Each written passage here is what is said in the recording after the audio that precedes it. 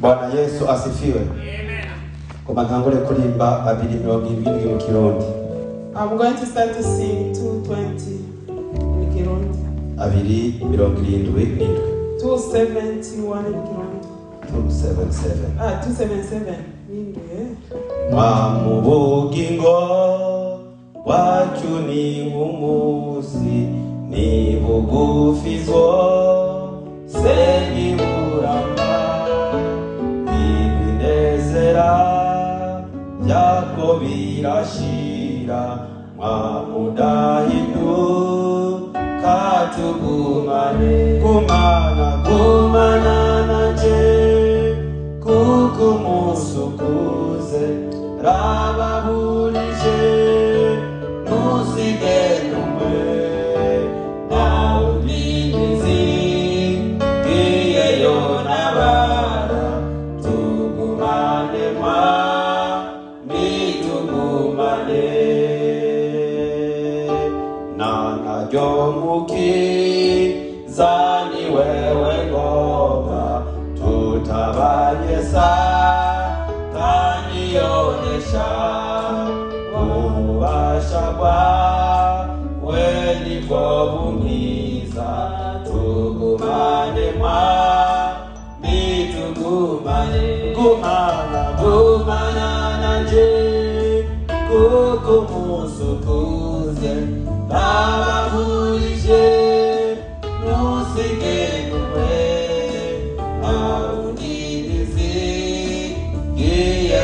nabara tugumane mitugumane umboze hasi ntamwasinotinya kanda marushwa niyo mbabaza waraguye urugo igurufu tugumane gumana kukumusukuze rababulije nusigenumwe aundinizi iyeyo nabara tugumane mitugumane mwaminokumu sitochikanako tobonugiza kawe mwishuru niho nzobantu yemumwiza wisi no murufumwa mitugumane gumana kukumusukuze abahurije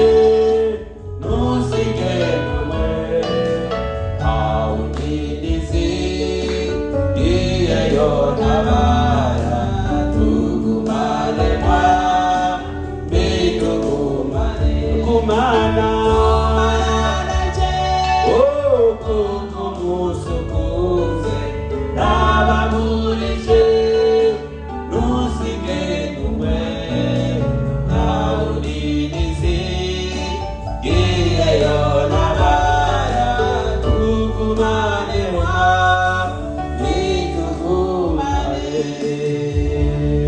twongere gusenga toya. Horaho mwami Yesu turagushimye kubw'icyubahiro cyawe twese uko turi mu ngo yawe turirimbye twishize amaboko yawe gumana natwe mwami nutwishyurira ukundi bwanjye ndisenge mwami ngo ushoboze abagiye kumva ijambo rya mwami ubahezagire mana wishyure ubwawe wongere kutugaragarira mwami warishyuye bike muri Yesu Kristo ngo tukumenye n'isaha turi mwami wemere mu wese yanakubone mwami kuko uraboneka ijambo ryo niko rivuga ngo tukurondere bishobora kubonwa none uyu munsi amasaha utwishyure tukubone wigaragariza umuntu wese uko wateguye kumwiyereka umuntu wese akeneye mwami umwigaragarize umuntu wese atahanezerewe kuko uri Imana y'umunezero ni mu izina rya Yesu Kristo umwami n'umukiza nizeye amen. Tuvuge ngo amen. Amen. Hallelujah. Amen. muri iyi minsi These days, mfise amajambo atatu ariko aramfasha. I have 3 words and they are helping me. Muri atatu mvuga rimwe I'm going to speak one of them. ariko ndabakire bugake ayo ntaza kuvuga ndababwire mu cyamake. I will let you know in Icyambere kiko kiramfasha muri iyi minsi the first one is helping me these days. ni jambo Pasika. It means Easter or Passover. Passover. Hallelujah. Amen. Hallelujah. Amen. Pasika nyarangira gose turacyari hafi Pasika. Passover hasn't finished yet. Rero biracyandimwe gose. It's still in me. Abo twagiza amasengesho gukesha Those one we pray together the whole night. natangaye kuntu nka twese twavuze kuri Pasika nka twese. All of us spoke about Easter. Passover. Mu bimenyetso byinshi mfise binyereka ko Imana turi kumwe. For many things that show me that we are with God. Amajambo nateguye ujya munsi harimo n'abari bayafise. The word that was prepared for the day, some of them had this. Mfise n'ibindi bimenyetso birenga bibiri And I have 2 witnesses binyemeza neza ko Imana turi kumwe. that show me properly that we are with Nkunda God. kuvuga muri rusange ngo Imana iri kumwe natwe People may say in all of us that God is with ariko us. by'ukuri ntawumva nzi mu mutima Truly, I don't know in my heart ngo menye ko Imana iri kumwe nawe.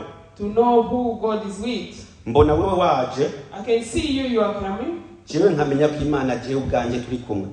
and I know that we are with God. Nkatangira ubusizi bw'amagabo kuvuga ngo Imana turi kumwe. And then I will have that strength to tell you Imana that we ikaba are kumwe with God. nanje. If God is with me Nawe ukabunyegereye and you are close to me, murabana tu nawe. you will be with Him as well. Ariko kandi ntariho If you are not there, Imana irashobora kubana nawe. God can be with you if you are not there. Icyo nkora jewe nk'umuvuga butumwa What I do as an evangelist cyangwa umukozi w'Imana or a servant of God, nukubikwereka ko Imana muri kumwe to show you that God is with you, nkakwereka n'ikiyibuza kuba hafi yawe. and I will show you what can stop Him to Mu be byo with njejwe you. icyo kirimo. For what I have, that one is true, is among them. Ibyo ntaho ndabisaba I can't ask it for everyone ngo binyigishe bimera uburenganzira. or to teach me so I can know. Nawe ugombye kunyumviriza If you want to listen to me, bikuvako. it will depend with you. Utagombye kunyumviriza If you don't want to listen to me, se nkora iki jewe.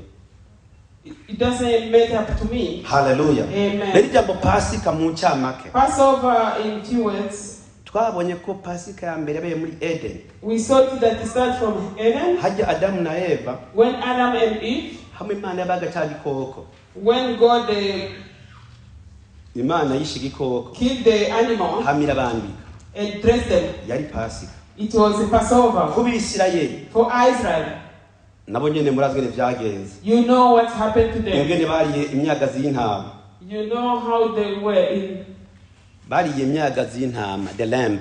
They ate the lambs Baba muri Egiputa. from Egypt Rijya joro at night. urazi ko bariye bahagaze. You know they ate standing, Biteguye kugenda. prepare for their journey, Intama bakayirya yose. and they fill the whole lamb Atana kimwe bakuyemo. without left anything. Hallelujah. Amen. Bagasiga amaraso ku bishimajyanga. And they apply the blood on the top of the door, Hallelujah. on the front of the door. Singomba kubisigura nuko amajyamba I'm not going to y'abaramfasha. clarify them. Those Nagomba are the ndabashire words ku mayange me. gusa. I'm just Hamashikira intumbero ngomba kujyako. Then I'll go to the top. Hallelujah. Hanyuma hari ukuntu abisirayeli n'ubu barya Pasika. There is a way Israel people eat Passover. Yesu ijoro bwacagurwa nyene, ijoro yaguzwemo nyene. The same night when they sell Jesus, Asangira n'abigisha wiwe Pasika. he shared with his disciple Passover. Avuga ku mukate, He spoke about the avuga bread, no ku gikombe, and they spoke about the avuga cup, umubiri wiwe, and they spoke about avuga n'amaraso his body yiwe, and his blood as avuga well. ko barya umubiri wiwe. He said they are eating their body, his body. Byaracanganije abisirayeli gushika n'ubu. He confused Israel with people up to now. Aho murahumva? Can you hear that? Umuntu ababwiye ngo mumujye. Someone asked you to eat him. Hari igihe bitumvikana mwe It's miratajemo. not clear if the Holy Spirit is not Bwana with you. Yesu asifiwe. Amen. Bobo baracabandanya n'abagingo n'ubu. So they continue up to now. Ariko ku bwa Yesu For Jesus, urupfu rwiwe about his death no kuzuka kwiwe and his resurrection, aho niho kizingiye. that is the way it is Iyo ni fine. Pasika yacu That y'abakristo. is the Passover as Yesu yavuze Christian ngo was. Jesus said that. tuze twame tumwibuka So we can continue to remind him ikizotuma ndavyigisha bino bintu Why I'm going to teach this thing? nuko hanze afite ibintu byinshi bakora Because outside they do bitari many byagiriya things. wari kubarya pasi They just say they are eating Passover, which is not true. bahimbaza pasi They say they are celebrating Passover, which is not true. twame twibuka Yesu. We have to remember Jesus always. Ijambo rya kabiri riko ryamfasha The muri iyi second word that is helping me now, icyo cyamfasha ndazamurira bafasha ndavyizigiye if I spoke about it, it will help you too. ijambo ryamfashije nizere ko muri bafasha. And I believe that it will help you as kuko well. ndazi Imana izo mwanya ndarivuge nitonze I know God will give me time to speak about ndabivuze hano kuko quiet mvuga time. henshi n'ahandi nzorivuga Even I'll speak it not here, I nongaha can speak kuko it outside. harigiye ku gatatu tuba turi hano Sometime on Wednesday we are here. cyangwa ku gatandatu On Saturday, ushobora kurivuga ntubyumva ugatangira nyene gusa you can hear it without understand it and just go kandi without ako nothing. kagiyeyo. And that one is just going like Irya that. kabiri niri naryo riko The second ryamfasha is this one that is helping me now ni ivyizigiro vy'igiti. to have a faith in the tree. Ivyizigiro ni hope, To have a hope. the hope of the The tree. hope of the tree. Bwana Yesu asifiwe sana. Amen. Singomba kuvuga umusaraba I'm not oya, going to speak about the cross. igiti ngomba kuvuga The tree I'm going to speak about, cyanditse muri Yobu 14 it is in a Job ku 14, murongo w'indwi verse kandi 7. aho sisoma ko niriko riramfasha I'm sibyo not going barabigisha to read it because it's helping me. ndiko nabereka amajambo ariko aramfasha He's showing me the one that is helping havuga me. ngo He igiti said that the tree, cyo naho cyotemwa even if they chop it off, kiranaga it will grow up. It is spread out. akomra kumva Can you hear ibyo that? nibyo riko riramfasha. That is a word that is Igiti helping me. bagitemye umenga kirapfuye When they chop it umenga off, it's like karabaye it's there, the oil, kandi something niko bad happens. erega It's true. kiruma bagiciye It is dry when it's chopped n'urenganye off. aracicarako Even the person mu that bishambo can sit on umuntu it. aracihanaguza. Even someone who is dirty can just take his dirty upon it. Bakundwa agende ko ndafashwa I'm helped. iyo uriko urageragezwa When you are in temptation, abantu bose babona ko uri umunyabyaha all people will see that you nta are the n'umwe sinner. akwizigira No one will believe in you. ntibamenya n'ibyo usenga ibyo ari byo They don't even know what you are praying for. uri mu igeragezwa When you are in the day of temptation, ubu ni ubuhanuzi bw'abantu bose atari bavuyemo everyone will nuwe speak. muntu atageragezwa nuwe muntu atageragezwa Who can be thanked?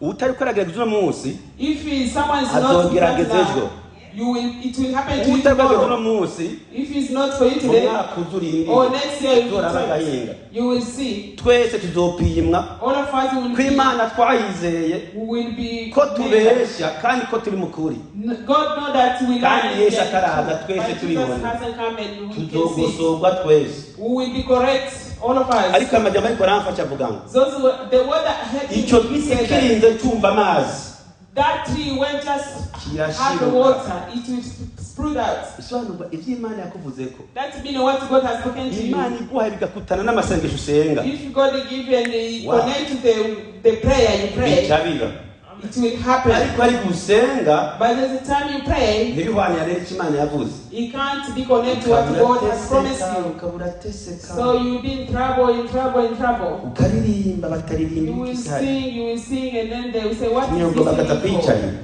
And then they will just sit down. ugasenga ngo yasengeye They will say, since he start praying, ariko ibanga riko ragufasha ntuheba if he's helping you, you can't uraba miss ibyo abantu God. bavuga cyangwa uraba Imana You will continue to speak about it.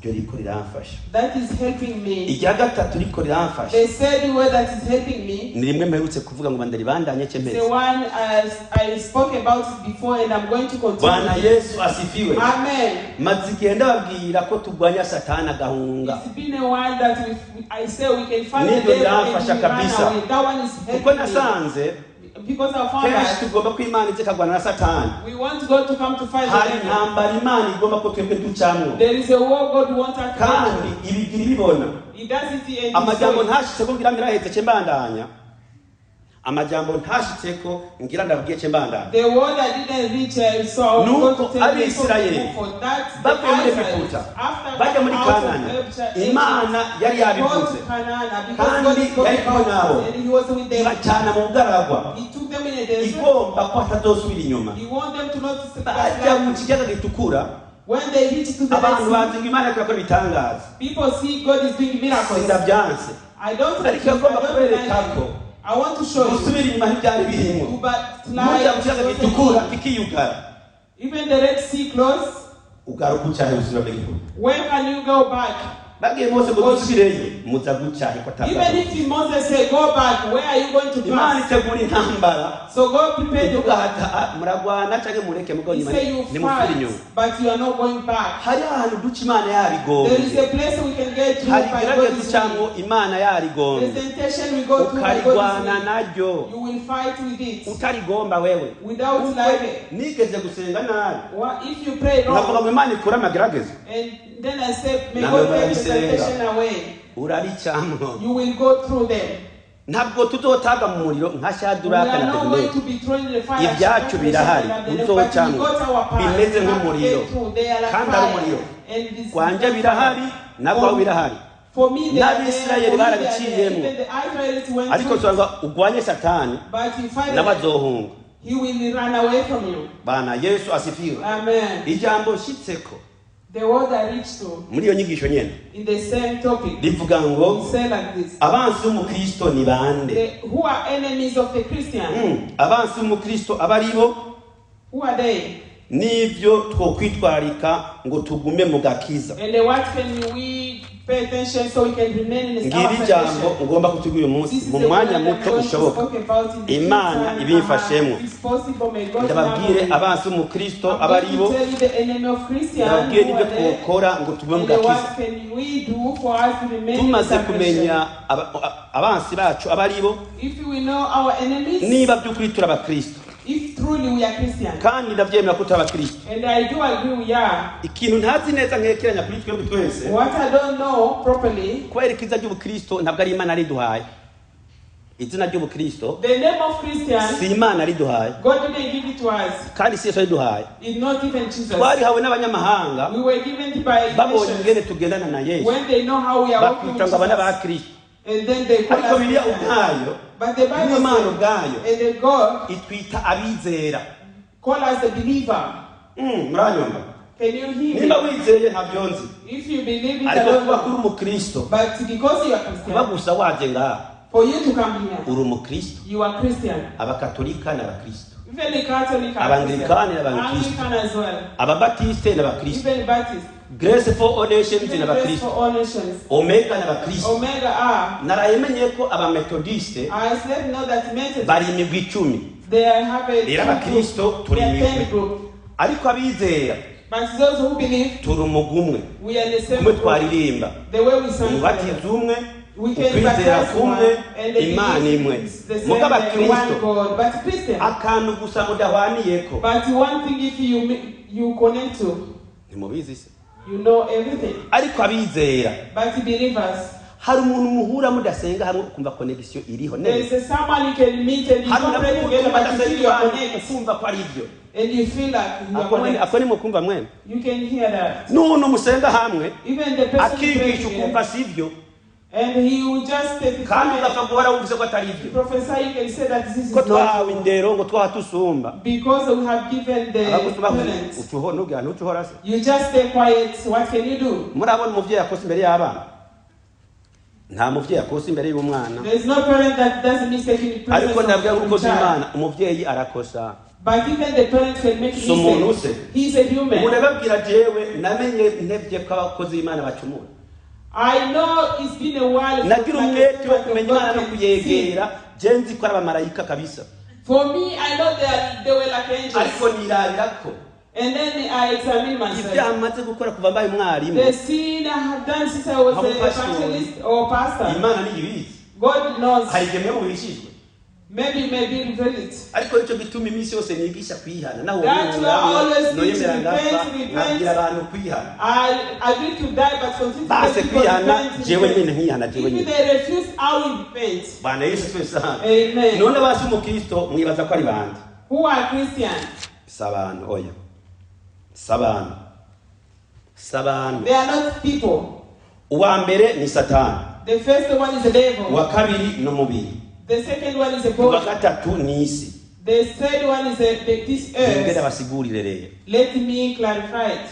Nuko mugambura Imana ariko mugwanye Satani. Be righteous to God to fight the devil. Satani wa mugwanizi. The fighter one. Nawe azobahunga. He will run away. Icyo ni jambo rya mbere ryemeza ko Satani ari umwansi wacu. That is the first word to know that the devil is our enemy.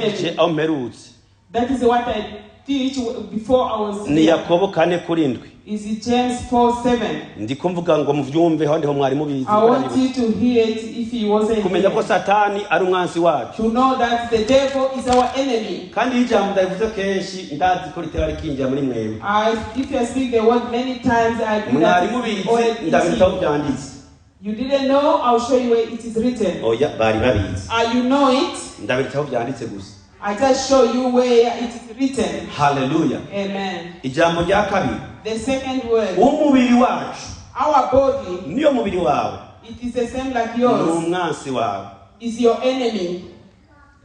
Tusoma Baroma 7. Let us read in Romans 7. Ku murongo wa 18. Verse 18. Na 19.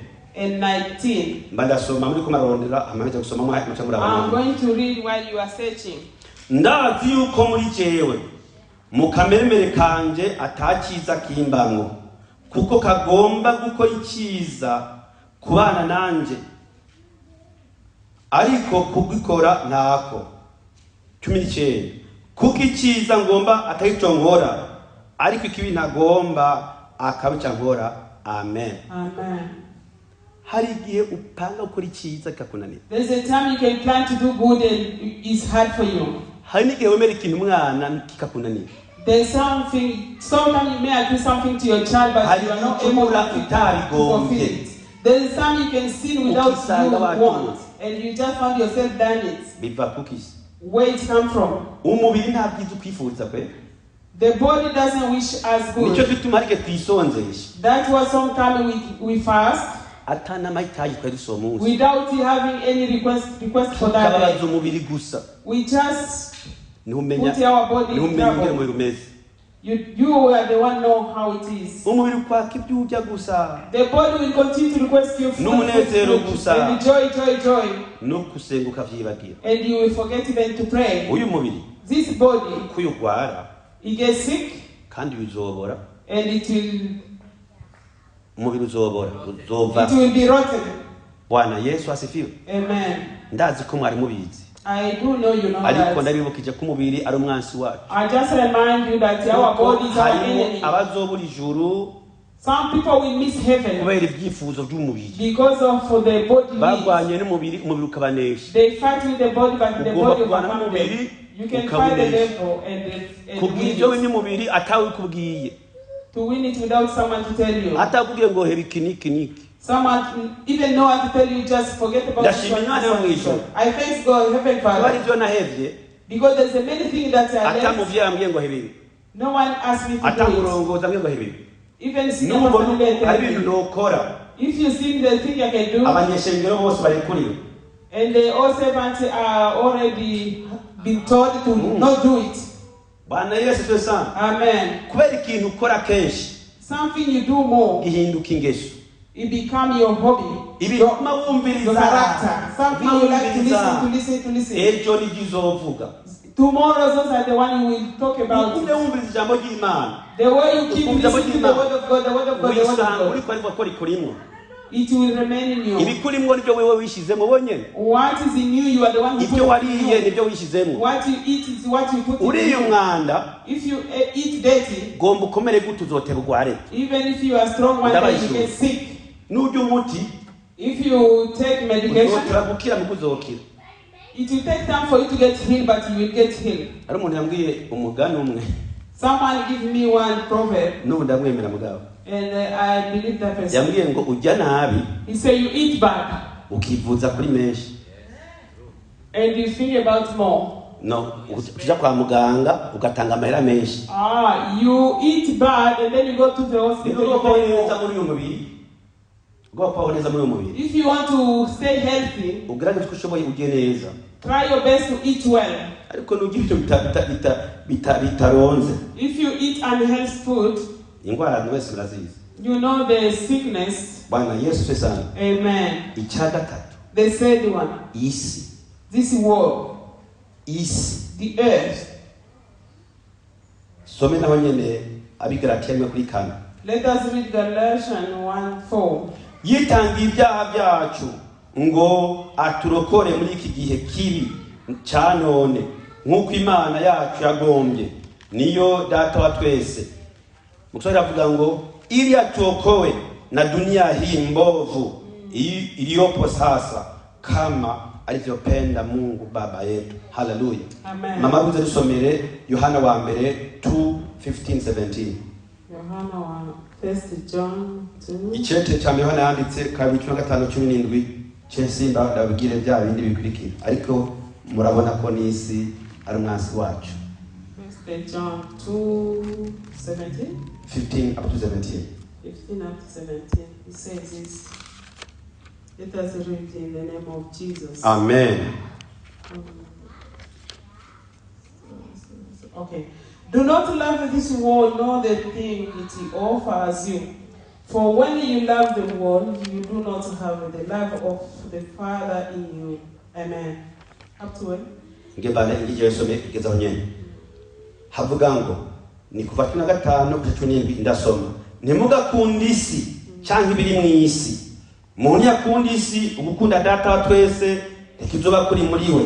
Kuko ikiri mu isi cyose ari ibyifuzo by'umubiri n'ibyifuzo by'amaso n'ubwibone bw'ubugingo bitanduruka kuri data wa twese ariko byanduruka mu isi kandi isi iriko iracana ibyifuzo byayo ariko uko Imana igomba yame bidashira. Amen. Amen. Mubyumvise?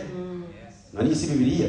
This is the Bible, you get it. Harakantu namandababwira n'ubukantanga. The thing I always tell you and it's amazing. Abakristo barabera amago bararinda. Christian can be there by the Umunsi mura kwijambo rigumye nki kuko indumva ko rigumye. If you've been told a strong word like this, you can feel hari it. jambo nigeze kuvuga rigumye nk'iri. There is a word I spoke about it to us. Nigisha abantu gukundana. I teach people to love each other. Urukundo rw'Imana. The love of God. Guharira abakugiriye nabi. To forgive those who no kwihangana. Ndasikuko kumenya rumeze. And I clarified how it is. Nari ngishushe ngisengeye mu bwarimu. I was a very umuntu arambwira ngo rukuru ruvuze ngo nawe ntagugira ubwo. And then someone spoke to me, you speak about it, you want to have it too. But I know he heard it and something is the same like this. Do you know how I sleep, how I wake up, how I spend time? And the word can be had and take the book, just write it. And tomorrow if you wake up, just read it. And even day after tomorrow. The earth is our enemy. Everyone loves the earth is the enemy of God. And the earth is finishing. And it is the one we live on. We've been told that the earth is like a train and we live there. How are we going to be saved? Amen. You can read this message. I'm running to the time. I know you know. Earth is the enemy of the Christian. I spoke about you. The enemy of Christian, the first is the devil. The second is your body. The third one is the earth. I learned about it before I get baptized. But I like to speak about it today. I keep remembering them, but I didn't know where they were. But thanks God he gave me to speak about it. What I'm going to finish on. I know you are not tired yet. Hallelujah. Amen. What can we go with for us? Because the devil is fighting us. The body is fighting us. The world is fighting us. How can we get saved and go to heaven? Those three things are here. If you want them, please say amen. And then I will tell you which are there is an exam that you have to do. If it's hard for you, it's hard for you to go to heaven. If it's hard for you, you will continue to preach. You will continue preaching.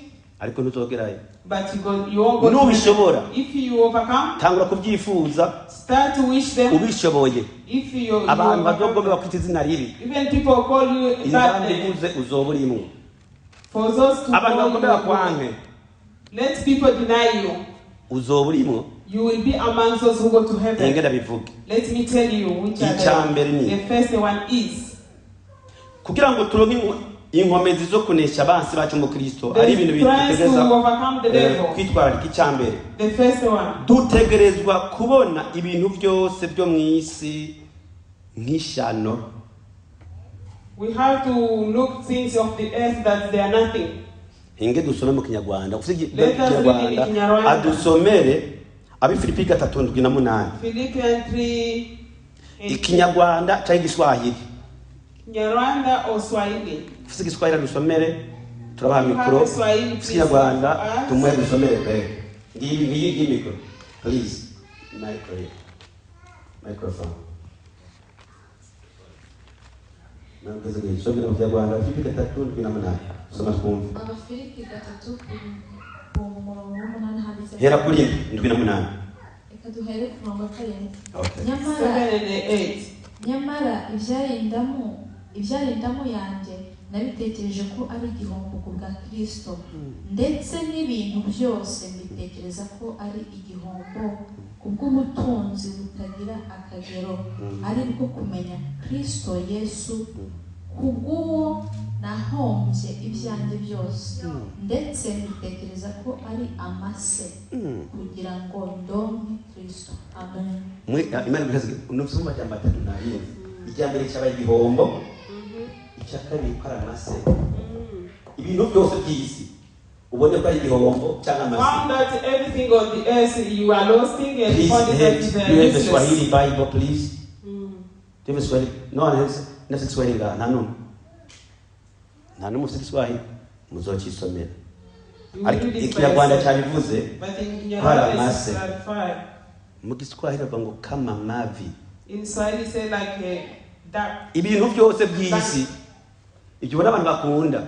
Anything people like. Bikunaniye kubibona uko ndabahishuza. If it's hard for you to see it, that is the. Nutabibona uko. If you don't see it. Ukabikunda iyo bitoherera niyo utohereza. The way to finish you finish. Isi nizogenda mu ijuru. You won't go to heaven. Ndabwije ukuri izimuzu twambaye mu ijuru nizizogenda. Inzambi byose zizosigara. Rero umuntu umutima ari muhuzu. If in your heart is only close.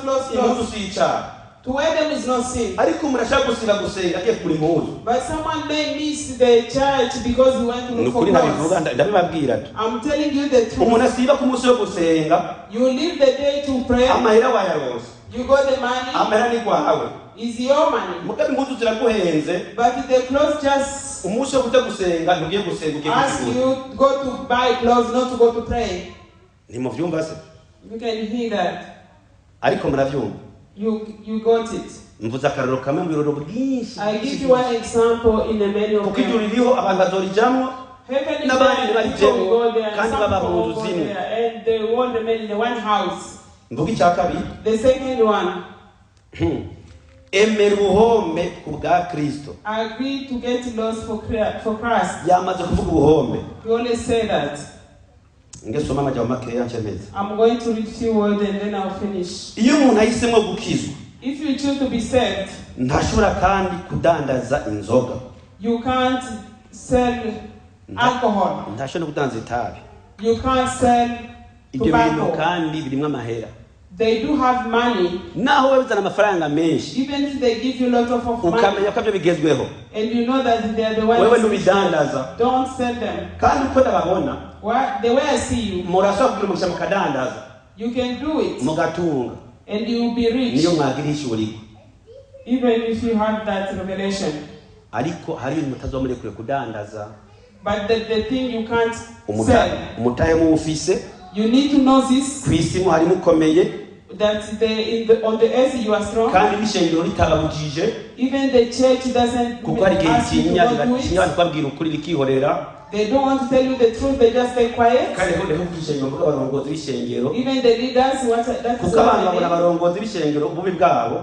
People see the leaders they are ariko ntibabona ububi bwabo. They don't want to see their mistakes. Kuko abantu turemwe. The way we are created. Abantu nibona amakosa yabo. They don't see their mistakes. They look other people's mistakes. And I agree. Ankura bona ndabaravye ndababona.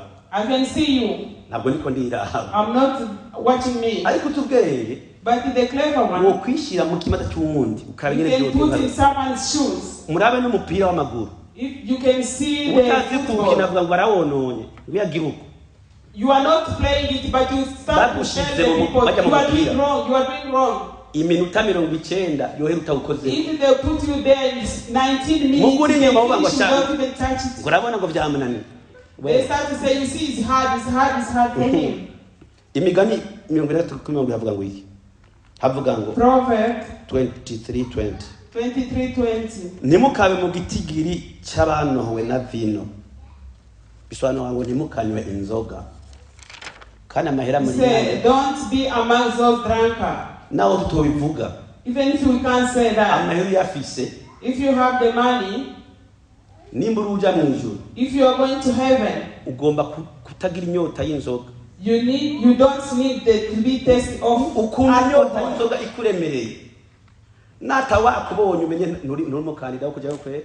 If you feel taste of alcohol, niyo narota unywa inzoga witabu kabirota gusa. if you just dream it, uzumenye ko udahagaze neza. you need to know that you are not standing good in your salvation. Atayo wanyoye. And you didn't even dream. Ukarota uri munsi ukubutugwa guboregwa. Nta nzoga wanyoye kandi. You didn't drink, but you found yourself drunk in a dream. Ubona amacupa wayirengete. You can see when the bottle you drank. wewe wari kuraja ntaho nzi kwe. And you dream you were smoking. Fata umwanya uturiye wiyumvire neza. You need to sit down and pay attention. There is a lot to repent for. Hari jambo ntasomye muzokwisomera mwe. There is a word I didn't read, you read it by yourself. Habakuki 2 Habakuki 2:15 15 na 16 and 16. kandi binabi bigishije. And I teach you all. Umukozi Imana asimye ijambo ava muzorisome.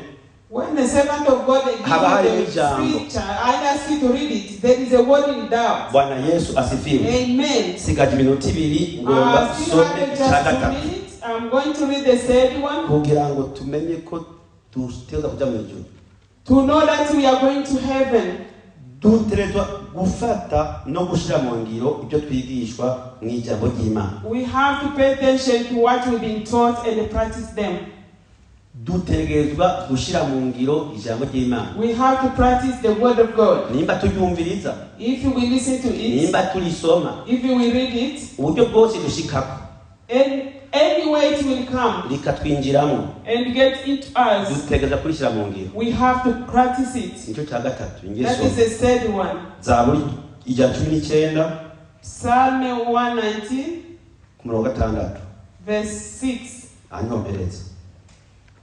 There is where I'm going to end up. Aho nzoshirira umutima ku mabwirizwa yawe yose niho ntazomaramara. Amen. Amen. Nijya mumerezeko. That is the last word. Mvuze ibintu bitatu kugira ngo tumenye ko bikunda tukaguma turi abakristo. I just spoke about those three, so it makes it possible for us to remain Christian. We need to see everything in the world that are done. That is the lost. That is they are useless. So it will help us to not even love them. And then we love God more. We can't love them and love God. Even our God doesn't love them. And the people they lie that they love God, but they still love those things. To come here to the church doesn't show that you love God. Even the sorcerer loves to pray. Even the thief loves to pray. When you come to pray, you need to agree the lost. The last one, and you need to practice the word of God. When you hear the word of God, and it's hard for you to practice it, you need to try. Just try, but it's impossible to you. There is no another way to make a step. The way you are practicing is a step. If you do the other thing, you are moving. Here you are moving. If you move slowly, you will spend time, but you will reach there. It doesn't matter how slow you are going as far as you are moving. Haijalishi tunaenda pole pole, lakini tukiwa tunajongea. But if you come in the church and you just stand firm, and the heaven is there,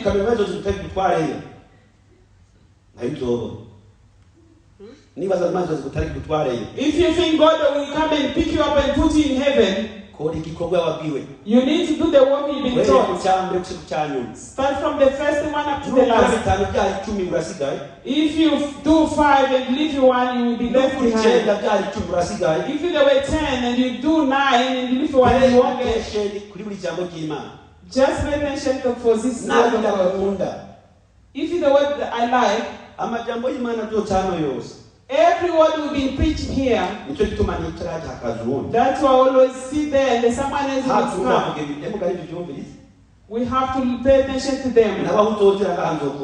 Even if you come here, I will listen to you. If it's good for you. If you do just what is good for you and what you don't like, you just leave them. If you go to heaven, all the word of God, listen to them. If you find this hard for you, please pray. Say, God, please help me, help me, help me. Even offering, sometimes you don't want to give it and you have it. You just have it. You find that you have many things to pay. That means your salvation is zero. There is a woman who believes God. They are not have that desire. They can feed their children. They will feed the visitor. They won't eat. And her husband didn't deny it. That is the highest size. To show that it's possible for you to be patient. If it's hard for you, I beg you, don't say that it's hard. I agree that it's hard. In heaven, Ada will go. Even Anna. And Anna, you meet her there. Is a widow for 8 years. You will see her there. So he will welcome other widows. I know widow is hard. But there's some people who it's possible for them. All the years the husband passed away, but they remain faithful to God. Even some men are like that. You will find them in heaven, they overcome. But for you it was impossible. I beg you in Jesus' name. Don't say that it's impossible. You just say, it's hard for me. But it is possible. You need to hold your cross properly. Don't put it down. Another good thing, when we sleep, we sleep and rest without holding the cross. When you just wake up, you pick your cross again and put it on your back. I thank God who bring sleeping. We can sleep and sober. I can sleep and sober. But when it's in the morning, I pick up my cross again and hold it. Amen. I see people, men, they are putting it down when they see how heavy it is. You say, no, I can't hold this one. May God bless you. You may have a one. I'm going to pray. Anyone want to be prayed for? Can we please stand up? But if you feel like you need help, you are welcome. Kumananje kukumusukuze ababurije nusike tumwe nta wundi nisi giyeyo nabara tugumane ma mitugumane Kumana nanje kukumusukuze ababurije nusike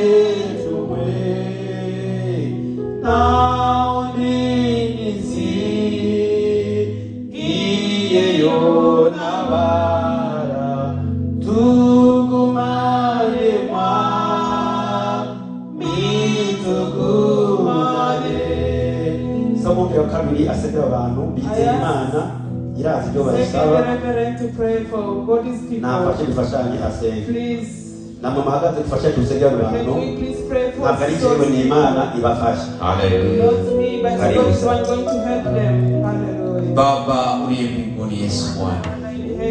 Ni wewe Mungu Yesu Kristo Baba, unajua Baba Yesu Kristo kile kiko ndani ya roho ya kila mmoja Bwana. You are the silent listener. You know what is inside of their hearts, mighty Father. You know what they need their hearts, mighty Father. Lord Jesus Christ of Nazareth. They discover themselves, mighty Father, not to be ashamed to be in the presence of this congregation, mighty Father, to be here, Lord Jesus Christ of Nazareth, mighty Father. May you, mighty Father, Lord Jesus, touch their hearts, mighty Father. Let their heart desires, mighty Father, meet you will, Lord Jesus Christ of Nazareth. Meet their desires, mighty Father. Matching to your will, Lord Jesus Christ of Nazareth. Those who are sick, mighty Father, in their mighty Father, may you heal them and take away whatever is wrong like a burden in their lives, mighty Father. Lord Jesus Christ of Nazareth, you are there, mighty Father, to take their burden. If you help me, your burden is not heavy like your own we have, mighty Father, Lord Jesus Christ. It's very light. It's a light yoke, mighty Father, Lord Jesus. Ni ule mzigo mwepesi. Baba Yesu Kristo Bwana. Baba, wanabeba mzigo. Lakini Baba Yesu Kristo, you wanted to extend that. You wanted to extend it to give you your light one. Ile Baba Yesu Kristo mwepesi. Bwana kubeba Bwana. Wewe ni Mungu Baba Yesu Kristo. Wewe unajua Baba Yesu Kristo Baba hitaji zote. Unajua Baba wanahitaji nini. Wewe unaweza kujibu. Wewe ni suluhisho kwa kila shida. Wewe ni jibu kwa kila kitu chochote Bwana. Baba tumekuja sisi wote. Baba Yesu Kristo tumesimama sisi wote. Tunajua Baba tunakuhitaji. Baba bila nguvu hatuwezi kuwa na nguvu za kwenda kushinda kwa shetani. Shetani jana tutaangalia makao mabaya, lakini wewe Yesu Kristo ataangalia makao mazuri Bwana mabwana. Baba Yesu Kristo mwezo. Rehemu Baba Yesu Kristo, rehemu roho zetu, rehemu nia zetu. Baba Yesu tusimame, Baba kufuatana na mapenzi yako Bwana. Baba tunaamini Yesu Kristo Baba, wewe Mungu mwokozi wetu. Tunajua Yesu Kristo Bwana, unatujali na unatujua na unatupenda. Baba Yesu Kristo, acha mapenzi yako iendelee kuwa juu ya taifa letu. Tunaomba tukiamini katika jina la Yesu. Amen. Amen.